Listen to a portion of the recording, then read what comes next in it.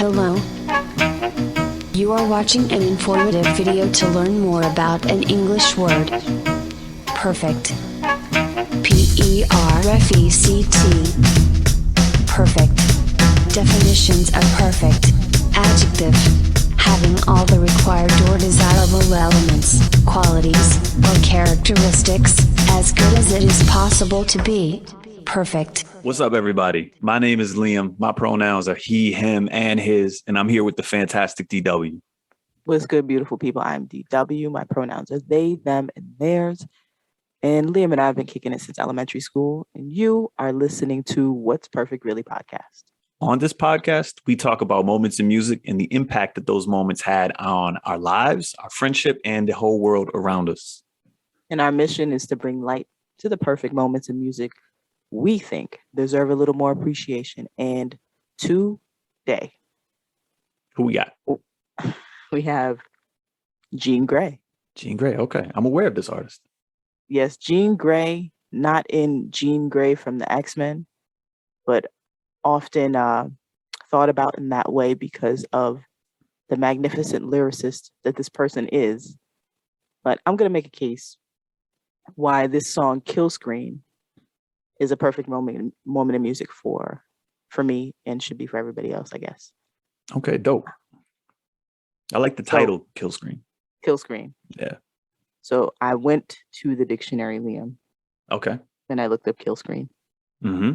What does it say? It said that, well, this is the internet dictionary, so it varies. I took the one that I thought made the most sense. The kill screen is a major error that occurs in a video game and usually causes further progress in the game to be halted. The error is usually due to a programming error or a design oversight and will cause the game to freeze, crash, or simply become unplayable. That makes sense. I think there's like a lot of famous anecdotes. I remember like Xbox 360 came out. And there was like a red circle. If you saw this red circle, although it wasn't the screen, it was like the error message that meant like you were fucked. And like there was no coming back. To me, it also means like when your character dies, you know, like one Zelda or like Link. I don't know which one's Zelda, which one's Link. I don't know, but you know, the one with the sword. Yeah. When that person dies, like it goes doo doo doo doo, and then it's like turns gray. So how I took this is, you know, when you think about kill screen, it's beyond the level that you can go, right? So there's this level of coding where it's like you can't go any higher than this. You can't go beyond the kill screen. Mm-hmm. And when I think of Jean Grae's song Kill Screen, my interpretation of what it is being a level above the kill screen or being a level that you're not supposed to go. And when Jean Grae is rapping, that's how I interpret it. I interpret it as Jean Grae saying, I'm in this level that I'm not supposed to be in, and I'm rapping about it.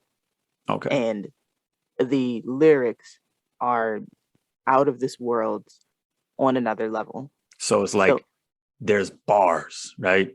And she is saying, I'm even on the, like there's levels of bars, and then I've exceeded the highest level of bars to the next level of bars that you can't even get to.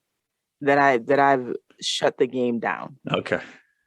You know, and this is my interpretation of it. And I think it was so dope about the way, even when you go into the song, the way Jean Grae approaches it, it's almost like it's a nonchalantly rhyming, just kind of calm. And I do this, you know, and at least that's what I hear on it. And the reason why I picked it. So the song was released in 2013, and it's off the album, the Jean Grae album, Gotham Down, the deluxe release. And I remember listening to this song. There's so many Jean Grae songs. Jean Grae has like 26 albums. Yeah, she has a gigantic catalog. Yeah. Gigantic catalog. And what's amazing about Jean Grae is a full-fledged artist, meaning a director, a producer, engineer, an MC, used to be a dancer for Alvin Ailey's company. Oh, dope. Before, like as a teenager. and went to the famed LaGuardia High School. That's fancy. In New York. Yeah. So it's one of those things when I first listened to the song, when I first heard it some odd years ago, and I was thinking to myself, I've really never heard or had access to hearing a person spit like this before. And then also being specific, an MC, I've never heard an MC like this before. And it wasn't like I was, I've listened to rap, whatever comes across the table. Sometimes you'll fall into like the Immortal Technique and, the Most Def, I'll fall into those categories. People who really value backpack rap, right? Yeah. Who really value the what is it? The essence. The essence, yes, that's the word. Who really value the essence, right, of emceeing. Because often you're just like, I don't know if I want to listen to that today. Yeah, totally. Yeah. But when I listen to the song, it reminds me of the essence of a person being able to take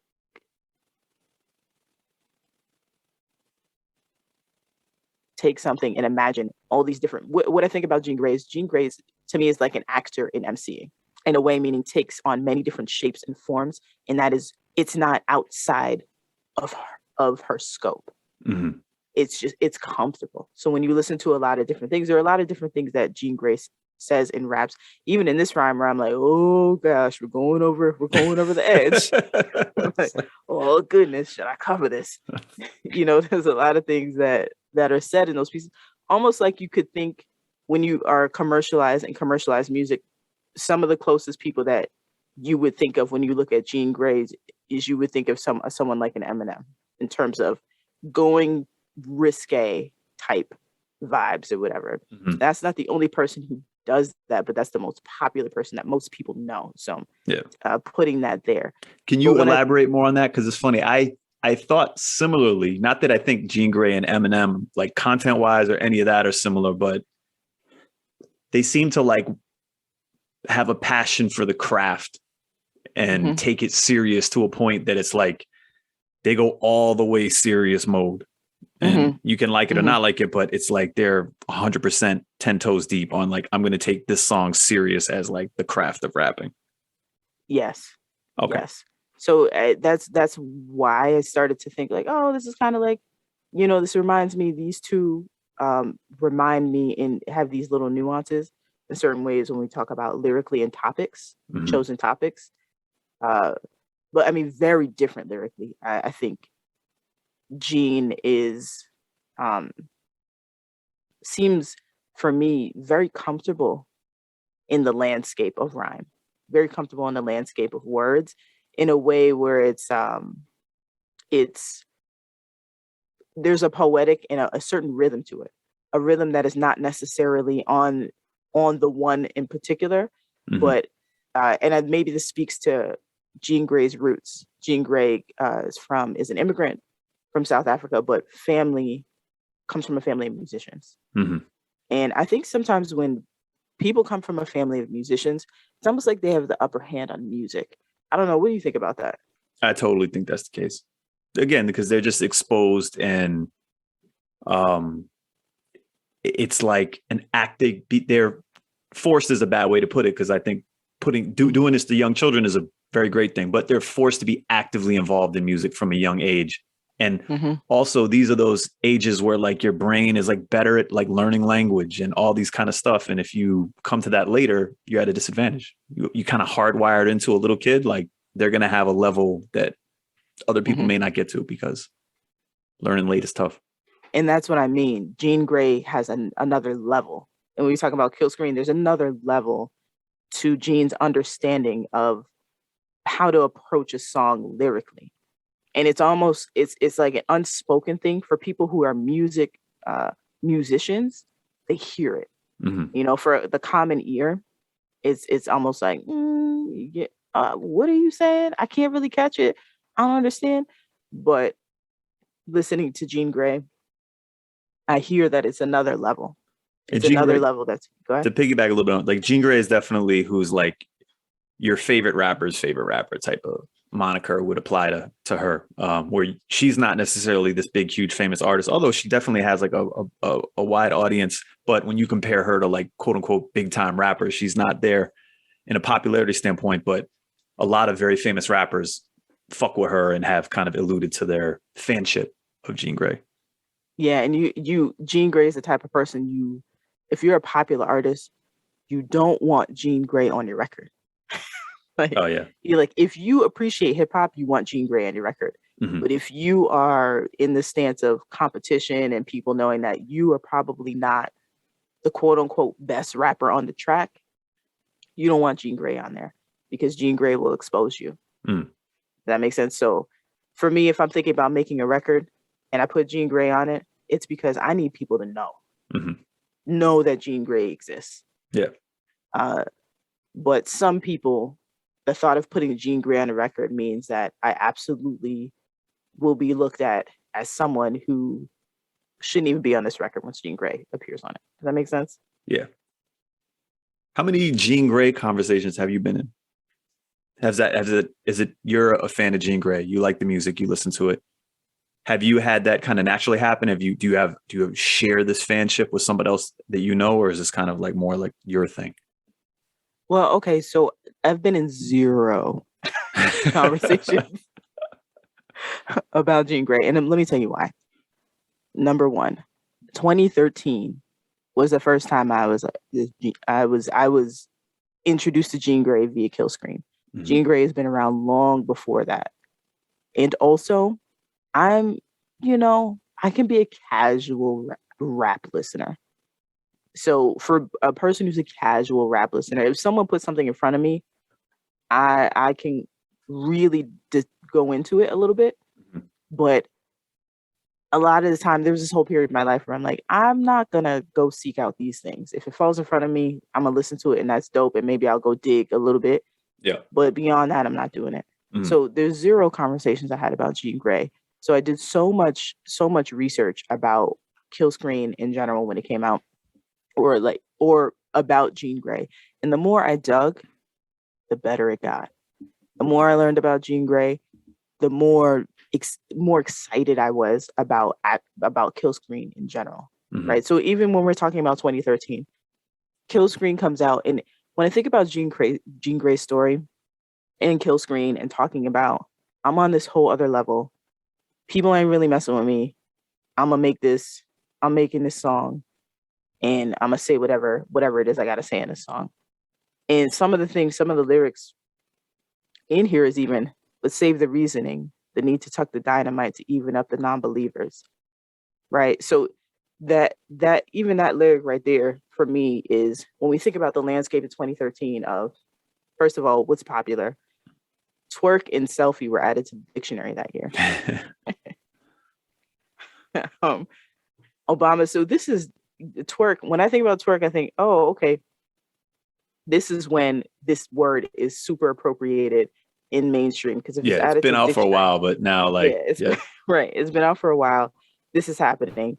The hip hop is like starts popping in terms of being in the pop, and it's probably been there before. But when twerk comes alive, you're like, I'm twerking. Oh yeah. That's how you know it's real. There's some real stuff happening where hip hop is really turning into pop music. Yeah. Obama's second term, mm-hmm. Boston Marathon. Oh, is this when the Boston Marathon thing happened? Paula Deen gets caught being racist. Oh wow! Do you remember that? I do. Yeah, she's the lady that cooks with all the butter, right? And then she was saying the N-word or something like that. Yeah. So that's what's happening, and then Hunger Games 3 comes out, and Fast and Furious is coming out. And the reason why I pitched it, I wish I had, and maybe you know this, but I wish I knew where the record industry was at this moment, what was happening, because I know there were major downloads had happening. Maybe we're passing that era. Was this the? I think this is one of those like in between eras, if my memory serves me correctly, where like we're out of some of the like. I remember there's like a tug of war in this time of like commercial rap and like conscious like essence of hip hop rap. And there you like had a strong camp, like you were one or the other, and there's this, you know, superiority complex if you're like a hardcore hip hop fan. And I think it's also a little bit of like when the generation, like there was still a large group of like what's the word, like current hip hop fans that were kind of holding on to the olden times. And then there were the new younger fans. And this is like when drill music first started to really come out. So it's kind of like starting to fracture in a lot of different places. You know, I think you had the fan bases of different music start to fracture and kind of pick sides. I don't know that like there was ever like a battle and someone won, but things started to become more niche at this time. So hip hop becoming more niche. I think the way that you painted that era is kind of what I mean. So when I go back to think about Jean Grae and the interviews I watch and the struggle I see through the articles of Jean Grae being on a whole nother level and people not being ready for that kind of music coming out of Jean Grae's mouth, out of Jean Grae's body. And often seeing these interviews where people are saying, oh, Jean Grae, the femc or the female MC, and Jean Grae sitting being very unimpressed of like, why do we have to create these words for an MC? Yeah. Why do you have to create all these different pieces? I'm an MC. Yeah. It just is what it is. Why does there have to be a creation for a secondary name for me? When I'm doing all the things that all MCs are doing right now. And this is the ongoing conversation that continues to happen of the separation. You can't be an MC. There has to be something else. So when I look at these lyrics, it's almost like if you took somebody and you were just like, I'm gonna bitch slap you into reality. This is what these lyrics do for me of, let me just say, for lack of a better term, when I say that, right? Let me slap you back to reality. That I'm dope. I do what I do. I'm able to do it. And y'all accept that. But it's almost, when I think about Jean Grae's journey, it seems like no one really accepted the fact that Jean Grae's work should be mainstream. Yep. In a sense, or Jean Grae's work should be popular in that way. But it was popular, like you said, amongst the rapper. Yeah, but not like really. Cult following, like those that liked it really, really liked it, and those that didn't like it, it probably wouldn't even like cross their experience, or they would tune it out immediately because it didn't sound like whatever their kind of hip hop was. Right. So let me even just say, the when Jean Grae comes in and opens, this is some rebel shit. Mojave Rock got polyglocks who will mollywop you till your body pop. It's the opening line. And I'm just, when you open it, when I first heard the song and open line like that, I was like, what happened? I had to rewind it to hear the line again of like, what? And then I'm never sick. When my temperature drop is 7 up, 105.6, hell, praise the rock. And so the way that even the flow hits, the way that Gene enter one, and I think I said this before, that one or two lines that come in and bring you in, you already know what time it's about to be. And I love it. I love it when Gene says this is some rebel shit. And I think that is indicative of what Gene is, or what the experience is in the industry, of this disillusionment of, I'm really talented. I'm so talented that nobody wants me around. Has that ever happened to you before? Where someone says, oh, you do this, and then you show them, and then it's silence in the room and nobody says anything, but people just kind of walk away. Does that ever happen? I don't think that's happened to me. Elaborate, please. There was like, I'm so good that everyone is kind of like surprised that I was that good at doing something that way, and that they don't know how to process it. And it's like, I will just move along. Okay. So maybe in your body, that may not happen as often as it does being in my body. True. When I walk somewhere and someone's like, oh, you play basketball? Yeah. And then you cross somebody up and the room goes silent. Yeah. And it's, why is the room going silent? Why is it going silent? So the thought of, when I walk somewhere You know, I remember the first time, my first year I was in Chicago, and I was coming as an artist and really wanting to like network with people, network as much as I can. So anywhere I would go, I would spit a verse. I'd be like, yeah, I got this verse or whatever, or I'd spit a poem or whatever. Yeah. Whoever wanted to listen, that's what I was doing. And for a minute, you know, my spouse was there for a couple of times that I did this, and I would go ahead and do it. And these weren't like top-notch verses in my eyes. Yeah. You know, there were things where I'm getting my feet wet. I'm not really a rapper like that, but you know, I know how to put words together. Yeah. So I'm spitting these verses out, or sometimes an artist would put out a song and I'd have access. I know I was going to see the artist somewhere. So I would go write a verse on a song that they just released. And I'd be like, yo, I wrote a verse to your song. You. Yeah. You know, Got you. This is how aggressive I was. I wrote a verse to your song. Yo, you got like a minute? I would love to spit it for you. Yeah. And I remember spitting this verse for this person who had this song that was rotating on the radio. And they gave me the time of the day. I spit the verse. And then they said nothing. They sat there and looked at me. And then we like never really talked again. And I was like, was this verse really bad? Was it really? But it wasn't that we didn't have the same conversations that we had. It was kind of like they dapped me up and kept it moving. Yeah. And then someone asked me to spit a poem somewhere in a school, this other poet, and I spit the poem and the room fell silent. And I was like, am I really bad? You know, I kept thinking I was just this really bad artist. Yeah. And then one day I spit a rhyme in like some random workshop place. And then 2 years later, I'm working with a person who was in that workshop and is like, you were that person that spit that rhyme. Oh, like from way back when? From they way remember. Back, from 2 years. And I was like, oh, my stuff is really not bad. Right? Thank God. It was like, it was that moment where I was like, oh, it's not bad. It's just people are whatever they're doing, they're not reacting. Maybe they're surprised. Yeah. And this is the thing with Jean Grae. Everywhere Jean Grae goes is my interpretation. Everywhere Jean Grae goes, people are surprised that this is happening. And Jean Grae is just so unimpressed.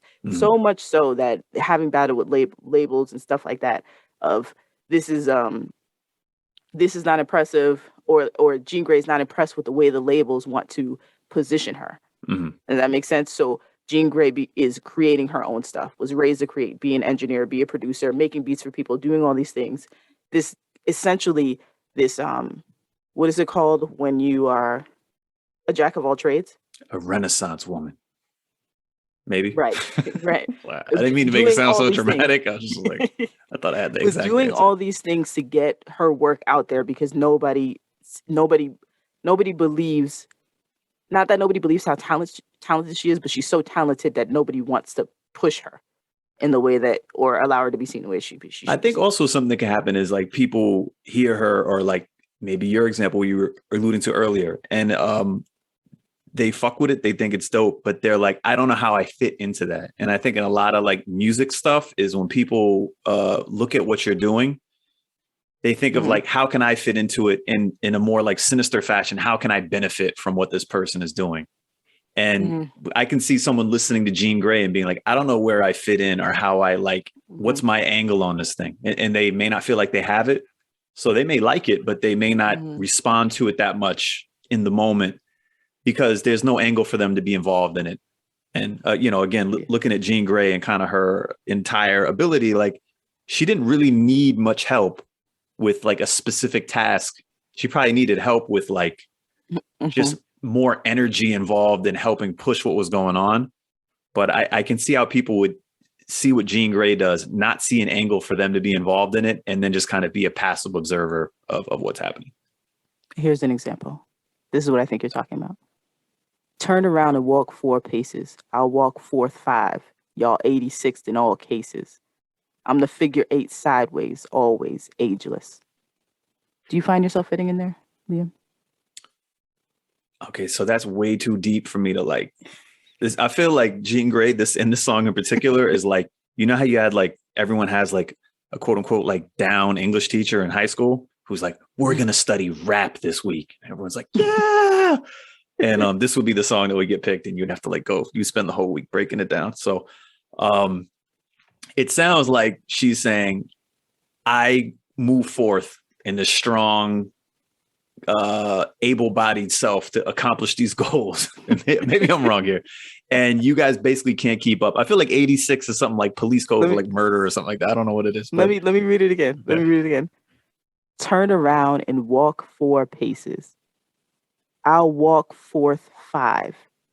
Y'all 86th in all cases. So it's like whatever you do, I do better. Is that what that's saying? Whatever you can do, I can do better.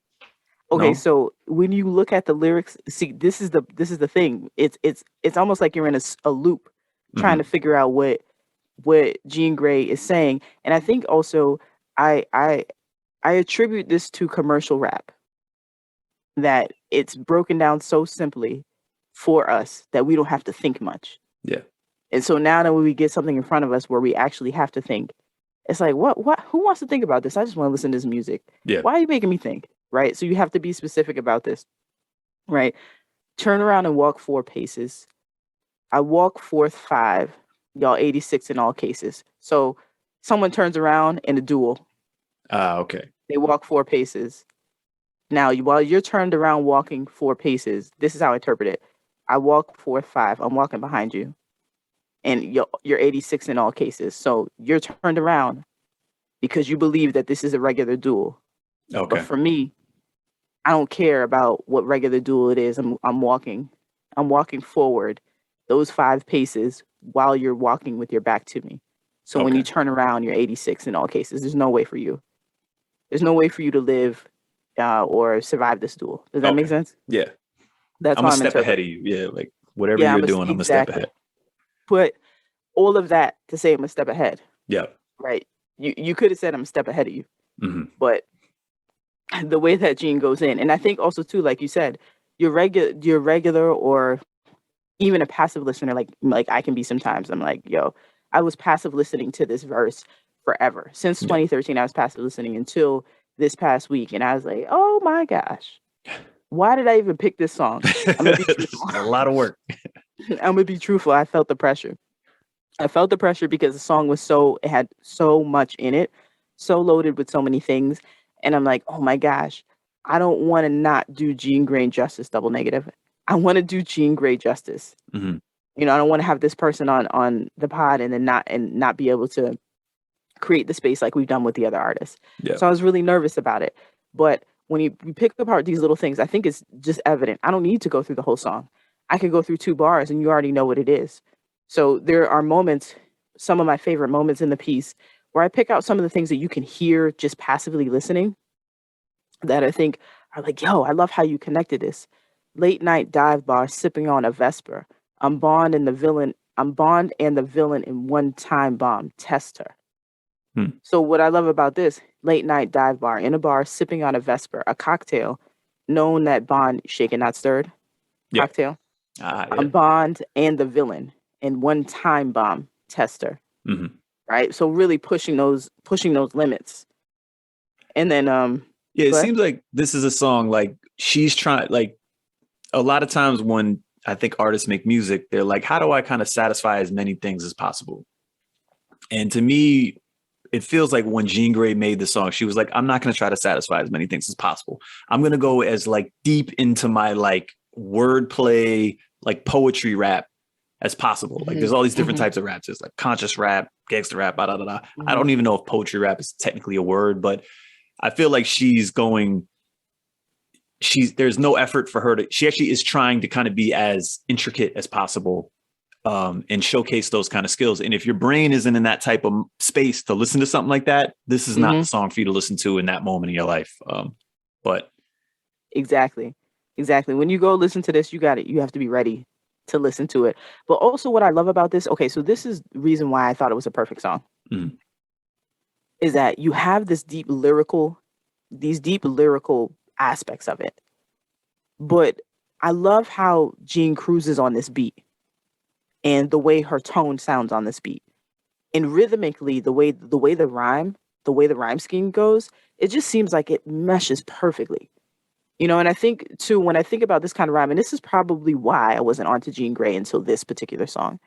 When I think about someone like, for instance, Talib Kweli, I would always listen to Talib Kweli in some spaces. It would have to be a particular song that I could listen to. But most of the stuff I'd be like, man, Talib is just saying a whole bunch of words on the beat. Like nobody wants to listen to that. You know, Yeah, it always no, sounded like exactly. it was just a whole bunch of words, and like you weren't even on the beat. You were just in all these different places, and I ain't got time for that. This is a Right. lot of So work for me. I just want to like yeah, be in a car and like have fun. right.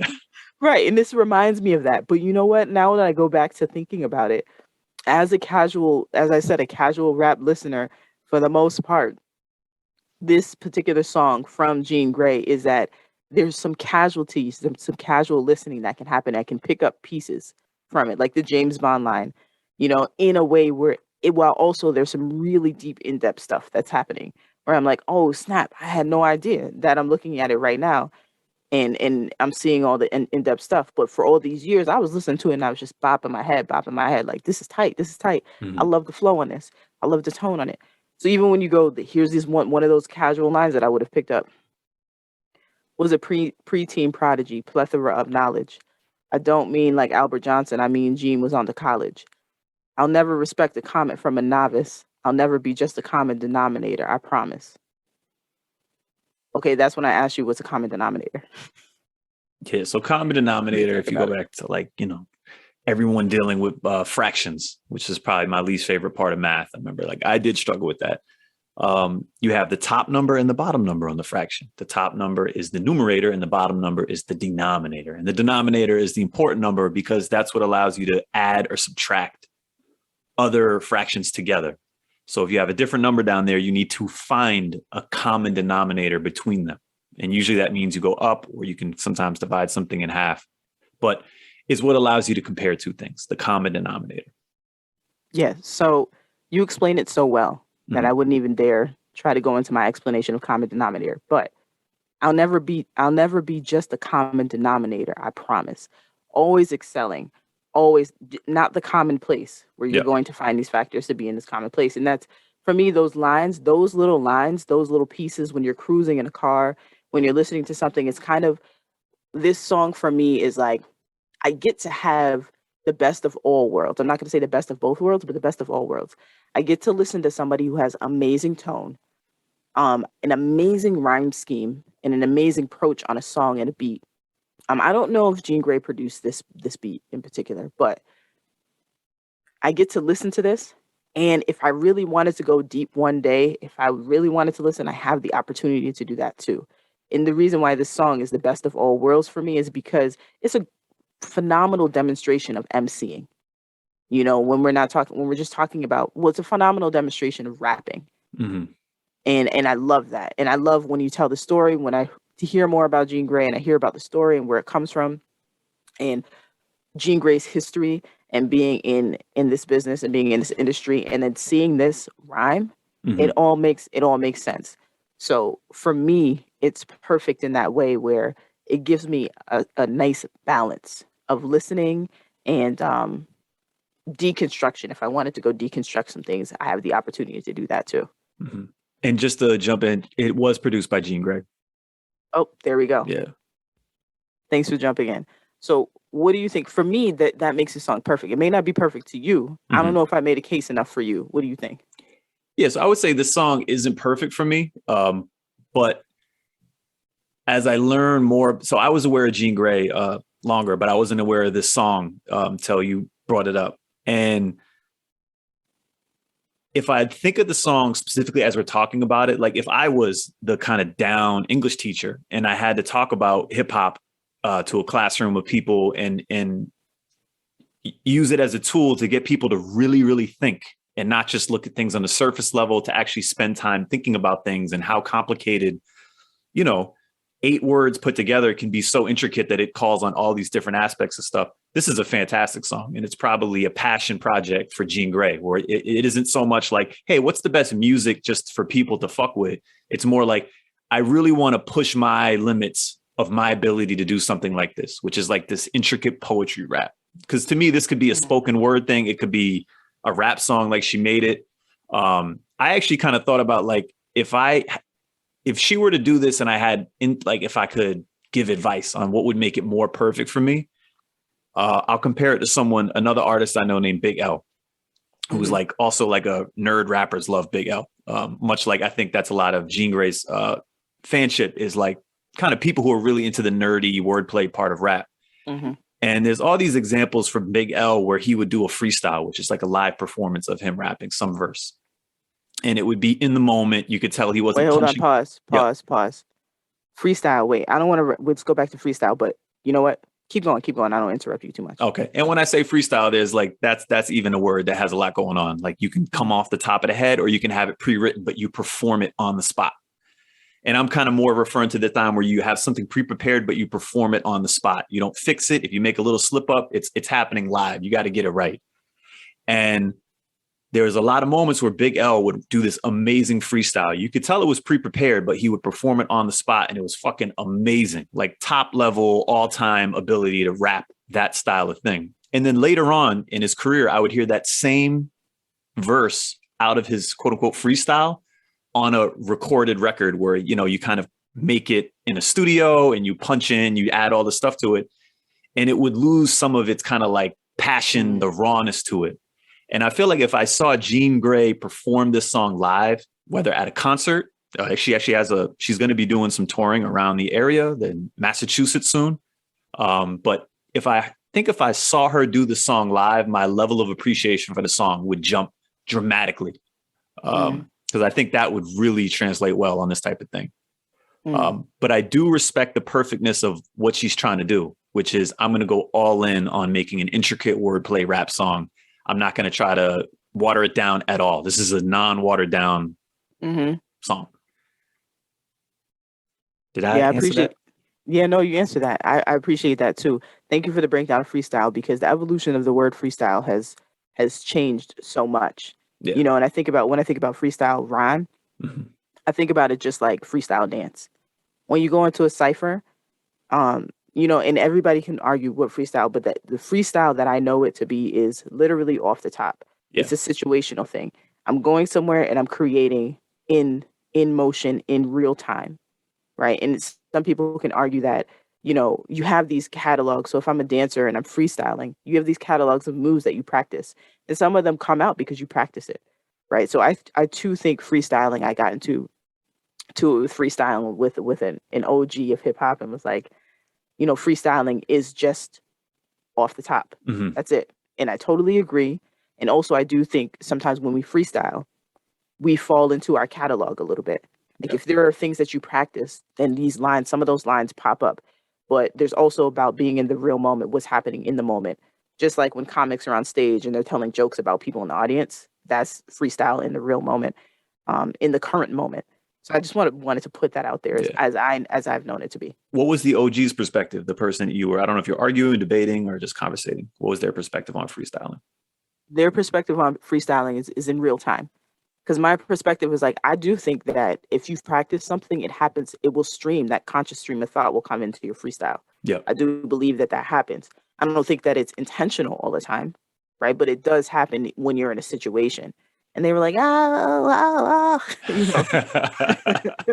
doing that thing. And I was like, but I respect what you're saying, because that is a freestyle, but I can't deny that this stream of consciousness does happen in some spaces. But the freestyle is being truly present and being able to capitalize on that moment lyrically when you're truly present, when you're talking about freestyle rap. Yeah, there's like a famous recent one where Black Thought, the artist from The Roots, he did this one on Hot 97. And again, you can tell that it's not like all off the top of his head, right? It's so intensely passionate, so intricate, a lot like Jean Grae is, that, you know, it's not just this freestyle. But if you we don't have a word. Freestyle is the best word to describe what Black Thought is doing in that moment, where it's like a live on the spot performance. And it may be partially rehearsed or already thought ahead, but it's definitely not the same as like, oh, I'm just rapping a verse. It's a different thing. And that's where I would agree with you.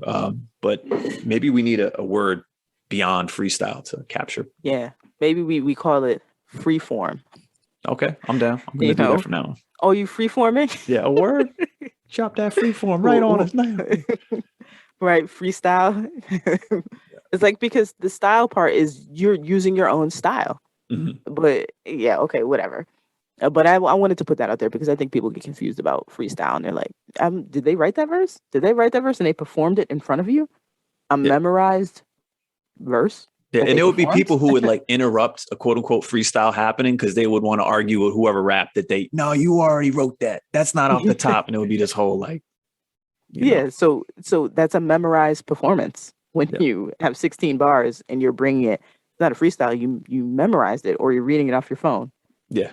Okay. Anyway. And so did you go into, I know you have a moment sometimes where you go into the YouTube comments. Oh, I do. Yeah. Did you go into it? I do. So every time I enjoy the YouTube comments. So first of all, I think I was kind of disappointed in the YouTube comments because so much of it was these people saying, "Oh my God, she's a great female MC." And they would compare her to other female MCs. Like 90% of the YouTube comments are that. And I agree. I'm kind of disappointed in that because I would figure like the people who listen to Jean Grae would also be the kind of people who are thoughtful of this thing that, she doesn't, I'm sure she doesn't appreciate that. And I think that's not even an appropriate way to look at the music that she does. But there's a lot of that, which was disappointing. But the one that popped out in my head is, I will quote, here it goes. As a purist, when it comes to the craft of emceeing, I can't agree with you. Nicki, at least the Nicki now, meaning Nicki Minaj, not the Nicki from 10 years ago, is everything that is wrong with hip hop. Note that I didn't say hip hop. So I don't know if this is a great comment, but what I'm trying to get to a little bit more is, are hardcore hip hop fans annoying? And sometimes like, I think people, why they get turned off to someone like Jean Grae is like, suppose you're a casual listener and you want to go like listen to Jean Grae and then you're starting to fuck with it. And then you run into someone who is like one of these super fans of like hip hop, the essence of hip hop. And then there's like this gatekeeping thing that happens where like, you can't just like casually fuck with it. And someone will like reprimand you for not being the right type of appreciation for Jean Grae. That was my opinion. But okay. So the question is, what was it? Annoying? Who was annoying? Yeah, like our quote unquote real hip hop. Are those type of fans annoying? So let me give you the answer for all people in the world. Okay. You ready? Yes. Yes. I agree. Absolutely. Absolutely annoying. And I've been an annoying person before. And I realized, thankfully, I realized I was that annoying person. I was like, that's not hip hop. That's not rap. Right. So I was really that person. And I had to catch myself like, yo, you got to chill and back off a little bit. And that's when I became more of a casual. A casual person is not that serious. Yeah. Take what you want and leave what you don't kind of situation. But I do think when I run into people like that and when I hear a comment like that, I'm like, man, go do something with your life. Let's not do this. But I do have appreciation for people who appreciate hip hop and rap, but are not trying to impress their points. Yeah. Or put their stuff on other people. Yeah. So appreciate them and annoying. And that actually kind of like led me to one of the things I did learn while researching. So I was aware of Jean Grae, the rap artist, and she has like a whole huge catalog. So there's all different types of rap songs. Not all of them are kind of like as this intricate. Some of them are more casual listening based, although she never does like a dumbed down. Jean Grae has never made a crossover. Let me try to be something I'm not just to get mass appeal, which is very dope and admirable. But I definitely, when I would listen to Jean Grae, I would think that she's like serious all the time. And like, it's all about breakdancing, b-boying and emceeing and elements of hip hop. And like, it's like, she kind of views it as this like religion and that you can't interact with Jean Grae unless you're coming to the table with that type of mindset. And then when I watched these interviews of her and I saw like the actual person, I was like, holy shit, she's mad cool. She jokes, she makes funny faces. Like she has like quirky takes on all different types of things that are totally not related to rap. And it made me actually appreciate her music a lot more because I got the person and now I can understand the thought process that goes into the music that she makes. And I was very happy to find out she wasn't one of these like gatekeeper, like real hip hop fans who would like scold you if you didn't, appreciate Rakim's verse in like the second album from 1987. And that made me like her a lot more. That's a relatable bop, what you're saying. No, I think too, when I think about, especially artists, sometimes artists you send me that I may not have listened to, I have to take the time to go dig deep. Because sometimes when I listen to the stuff that they're saying, I have to think, okay, don't be so judgmental. Go back. Think about this person and try and tie these pieces together. How do we get here? What's the story that we're telling? And I love how you tied the pieces together for the story. You go back and you see the person. You're like, oh, this person is not that serious. Yeah. But it's incredible when they get on a track. So, but you know what, Liam? As we talk about these tracks and this incredibleness pieces of the person, And I was looking at these interviews and I came up with these questions. Okay. And I'm curious to know your answers about them. Are you ready? I'm ready. Okay, this is a little abstract, this first one. What Jean Grey is to MCing or what Jean Grey is to X-Men? Which one? So this is like more of a shot at Jean Grey to X-Men. I think I'm being asked like, which one do I prefer? Which Jean Grey? And I think Jean Grey, the MC, has made more impact on me than Jean Grey, the X-Men character. I think I like Jean Grey, the rapper, because I feel like it's a more fleshed out total person, especially as you get to know him, where I feel like Jean Grey is like, pardon the pun, like just a character. Mm-hmm. X-Men.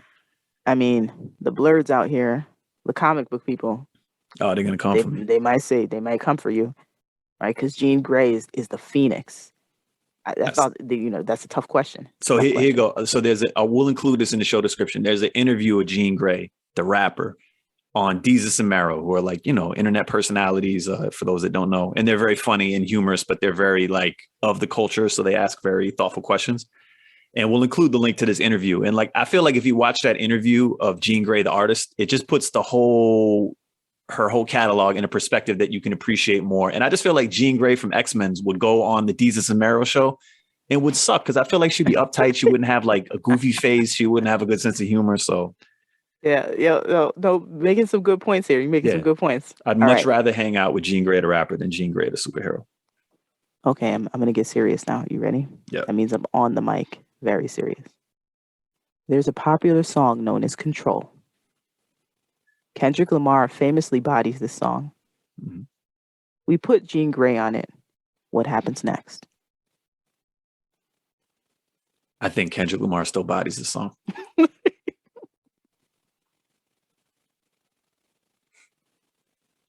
Is that it? That was it, yeah. Okay.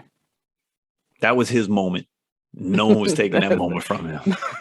Okay. This is true. That was a moment. Yeah. Jean Grey. Okay. How do I say this? Let me phrase it. Okay, no, I'm just going to read it. So Jean Grey mentions that she doesn't always perform the songs people are familiar with at her shows. She does this for certain reasons. I'm not going to tell you right now, but I'll tell you after you answer the question. Mm-hmm. Do you still go to the show? I do. And she actually has a concert coming up at the Mass Mocha in North Adams.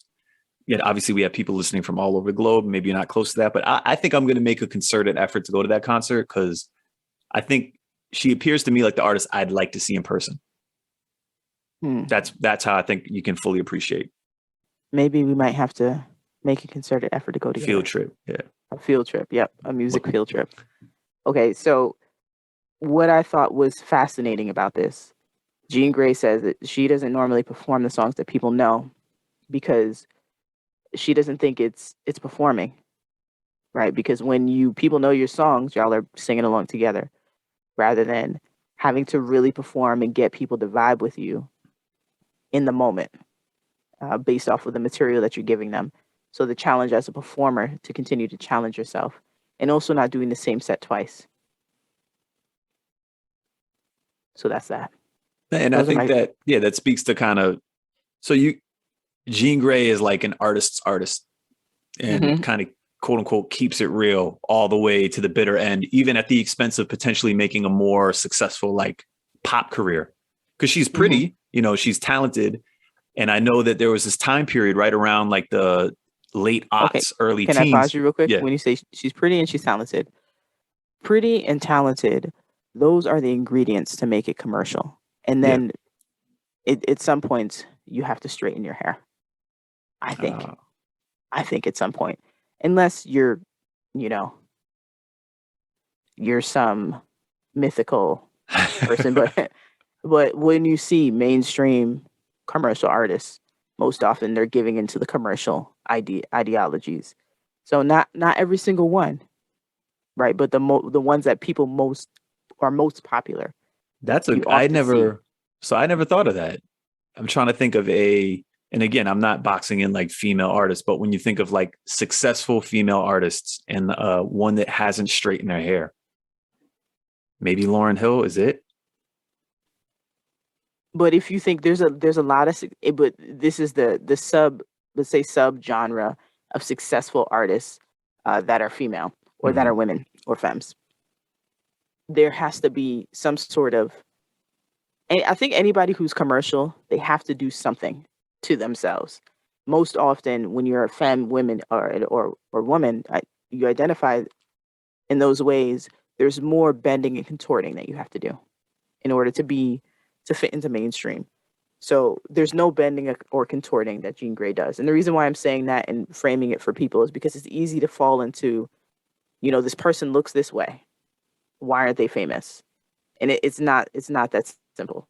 It's not, even though we like to believe it's that simple, it's when people they're feeding into the European stereotype of what the European beauty standard. And when you don't fit it, you don't become commercial. And when you get there and you don't adhere to it, you don't stay. So just giving some perspective.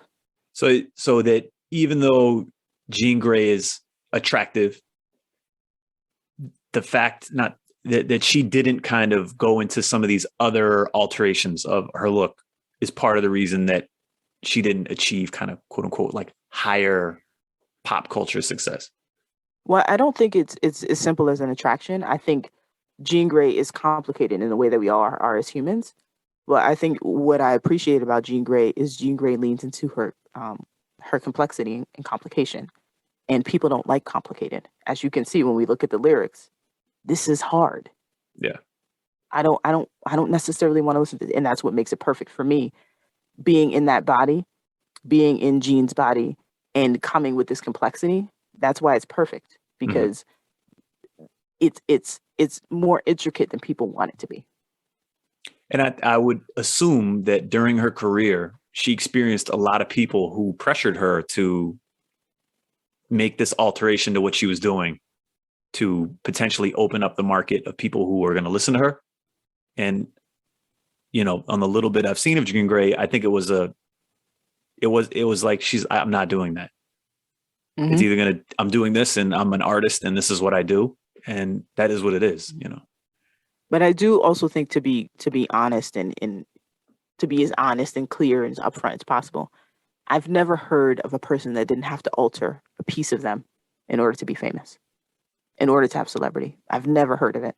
Someone had to shift or change something in order to have that, unless they had some sort of pathway, right? So someone is always asked to shift or change or do something that they don't want to do on their path to wherever it is that they want to go, especially if they want to be commercial. Mm-hmm. You're always asked to do something that seems out of this world. But if you have a stream of protection, sometimes you don't have to do that. And a great example of that is Chloe and Halle, right? I'm sure they're asked to do absurd, obscene things like everybody else is asked to do. Who are they? I don't know who they are. Chloe and Halle, we gonna do a song. We gonna get there. Super talented. But their mentor is Beyonce. Okay. So you're less likely, if imagine, are you gonna straight up bully the mentees of Beyonce? Because you know what the clapback is gonna be. Oh yeah. You know what I mean? So when I say this protection, some people have some sort of coding, but everybody's asked to do something they don't believe in. Yeah. And I bet with a person like Jean Grae, who not only raps, but produces, engineers, like literally is capable of doing the whole creative process on their own.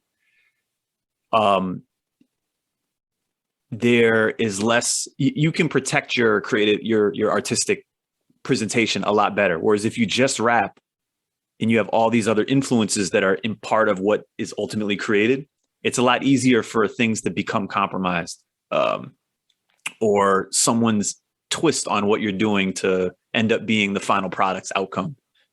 Mm-hmm. And I think also too, that's the perfect pieces of Jean Grae. I'm not going to put myself in a position where I have to do that. I'm going to make sure that I have access to all the things that I need, or I can do all the things that I need. And it's just an amazing talent. So I know that you asked your dad questions. I did, yeah. Well, about stuff. So yeah, a question. The question is, does my dad know who Jean Grae is? I'm just going to say this off the top. Yeah. Your dad has no idea who Jean Grae is. Okay. But your dad might know Jean Grey, the X-Men. Okay. Well, and that is my answer. Okay. I'm going to press play. Okay. Do you know who the artist named Jean Grey is? Jean Grey. Once again, the name sounds familiar, but if you asked me to name anything that they've done, I couldn't tell you. So you answered the question properly. As I continued the conversation with my dad was like, I don't know why the name sounds familiar. I was like, well, there's also an X-Men character. He's like, that's what it is. I know the X-Men character. Yeah. See, I knew that one. Give me all the dings, all the accolades. I knew that one. Yeah, there was no way. This was too much of a deep cut. Yeah, for that to happen. So, Liam, what's your singular most fantastic? I like the name of the song, Kill Screen, and that it came about as of recent technology. I just think the title of the song is really, really dope. It's something I never even thought of it, but when I thought of it, I'm like, oh, that's right. There's a word for all these scenarios that you run into when dealing with technology. Kill Screen. I'm gonna go with, I'm the figure 8 sideways, always ageless. You like that math shit, yeah. See, that math is dope. Infinite. I'm a science head. Doesn't necessarily mean I'm a math head, but I am a anatomy phys type person. Okay. So, but I'm the figure 8 sideways. The imagery behind that, just looking at the 8, if I turn it sideways, that means infinity. Yeah. Oh, totally. Okay. It was one of the things I picked up on. I was like, I'm so bright. It's like, yeah. All right, where would be dope exercise for any English teacher that's the dope, cool English teacher. Oh, Miss Smith is the dope English teacher. Everyone loves Miss Smith. I think it would be cool to give your students the lyrical breakdown of this song and have them on the side of it kind of write what their interpretation of each of the bars is. And then compare it to the rap. There's like a website on the internet, everybody, called Genius. And it basically breaks down lyrics to songs and elaborates on all the little things to explain what's going on in the song. And it would be a dope exercise to have someone write their thoughts on the song and then compare that to Rap Genius's actual breakdown of the song.